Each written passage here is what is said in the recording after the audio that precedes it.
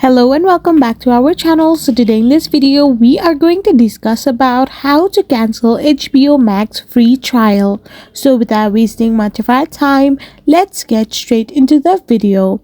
So first of all you need to do is simply tap open your HBO Max website from any of the web browsers. So once you open it, you need to get signed in into your account. After you do this, you need to now simply tap on your profile and select the settings option. After you tap on the settings option as well, you will now be redirected to the subscription section when you scroll down below. So once you're in the subscription, you need to simply tap on manage subscription. So after doing this, you need to simply select a plan that you have already selected and hit the cancel subscription button. After you have done this, you will be successful in cancelling your HBO Max free trial in whichever plan you have selected.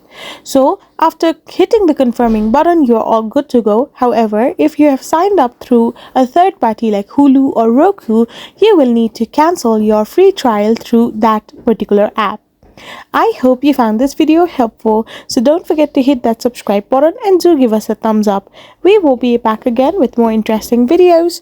Thank you for watching.